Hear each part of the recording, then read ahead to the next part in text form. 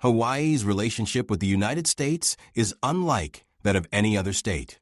While every territory that eventually became part of the U.S. experienced some form of political transition, Hawaii's annexation was marked by international controversy, an illegal overthrow of a sovereign monarchy, and long-standing debates about self-determination.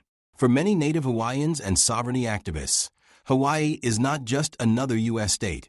It is a nation under occupation, a prisoner of war held by a foreign power. The fight for Hawaiian sovereignty is deeply tied to the island's unique history, cultural identity, and economic realities. Although statehood was formally established in 1959, many Native Hawaiians reject the legitimacy of U.S. rule, arguing that the islands were annexed through an unlawful process that disregarded their right to self-governance. The movement for independence, or at the very least, greater autonomy, remains an active and highly charged issue. This chapter explores Hawaii's contested political status, the history of its annexation, and the contemporary sovereignty movement. We examine legal debates, international perspectives, and the challenges of achieving self-determination in the modern geopolitical landscape. Forced inclusion, the overthrow of the Hawaiian kingdom, the rise of the Hawaiian monarchy. Before its annexation, Hawaii was an independent kingdom with a rich history of political and cultural development. The islands were unified in 1810 under King Kamehameha I, who established a monarchy that maintained diplomatic relations with foreign powers, including the United States, Britain, and Japan. The Kingdom of Hawaii developed a constitutional government, established trade agreements, and was internationally recognized as a sovereign nation. However, economic and political pressures from foreign interests, particularly American and European plantation owners, gradually eroded Hawaiian sovereignty. By the late 19th century, the sugar industry had become the dominant economic force in the islands, and wealthy American businessmen sought to expand their influence over Hawaiian governance. The 1893 coup and U.S. annexation.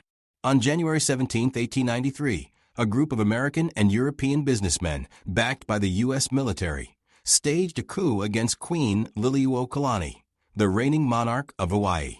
The Queen had attempted to restore the monarchy's authority through a new constitution, but powerful economic interests feared losing control over their lucrative businesses.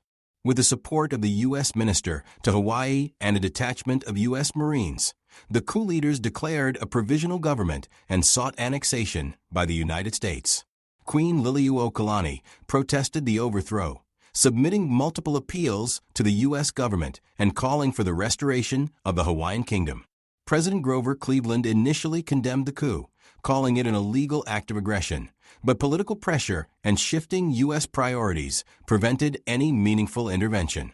By 1898, under President William McKinley, Hawaii was officially annexed through a congressional resolution rather than a formal treaty, an unprecedented move that remains controversial. Modern sovereignty movements, the Apology Resolution, and legal challenges. In 1993, the U.S. Congress passed the Apology Resolution, Public Law 103-150, which formally acknowledged the illegal overthrow of the Hawaiian kingdom and expressed regret for the role the United States played in the event.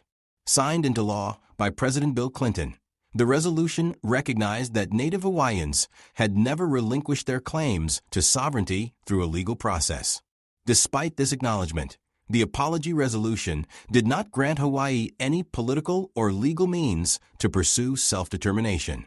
Sovereignty activists, however, view it as a significant piece of evidence in the legal argument that the U.S. occupation of Hawaii is illegitimate under international law. Calls for independence and federal recognition. Sovereignty movements in Hawaii take different forms, ranging from full independence advocates to those who seek federal recognition, similar to Native American tribes.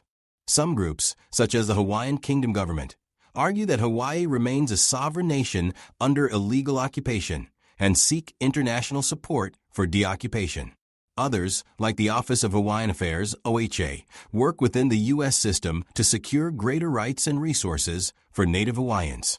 A significant development in the movement occurred in 2016 when the U.S. Department of the Interior proposed a rule that would allow Native Hawaiians to form a federally recognized government.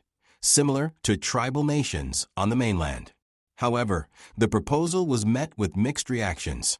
Some viewed it as a step toward self-determination, while others saw it as an attempt to pacify the independence movement without addressing the underlying issue of sovereignty.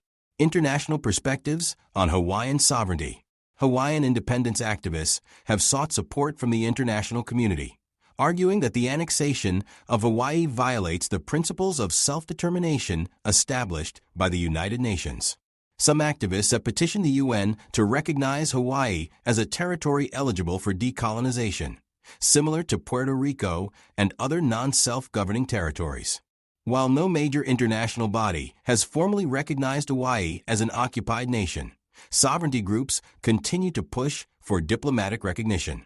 The argument hinges on the fact that, unlike other U.S. territories, Hawaii was an internationally recognized kingdom before its annexation. This historical distinction gives the independence movement a unique legal foundation compared to other state-based secession movements in the United States. Economic and political realities of independence. The feasibility of an independent Hawaii. While sovereignty activists focus on legal and historical arguments, any path toward Hawaiian independence would also need to address economic and political realities. Hawaii has a highly developed economy that relies heavily on tourism, military spending, and imports. An independent Hawaii would need to establish trade agreements, create its own military or security force, and develop a sustainable economic model that reduces dependency on external resources. Additionally, the presence of major U.S. military bases, including Pearl Harbor, complicates the question of independence. The U.S. would likely resist any effort that jeopardizes its strategic interests in the Pacific, particularly given growing tensions with China in the region. Indigenous self-governance and land rights. Beyond full independence, many Native Hawaiians advocate for greater self-governance and land rights within the existing U.S. framework. The Hawaiian Homelands Program, established in 1921, was intended to provide land for Native Hawaiians, but bureaucratic hurdles and mismanagement have limited its effectiveness. Expanding land and resource rights for Native Hawaiians remains a key issue in the broader fight for sovereignty. Some activists also push for the return of lands that were once under the control of the Hawaiian Kingdom, arguing that they were illegally seized by the U.S. government. These demands often intersect with broader indigenous rights movements, drawing parallels to land disputes involving Native American tribes on the mainland. Conclusion. Hawaii's status within the United States remains one of the most contested issues of American governance. The history of its annexation, coupled with ongoing sovereignty movements, ensures that the debate over self-determination is far from over. While full independence faces significant political and economic hurdles, the fight for Native Hawaiian self-governance and land rights continues to gain momentum. The question remains, is Hawaii a willing part of the United States, or is it a nation under occupation?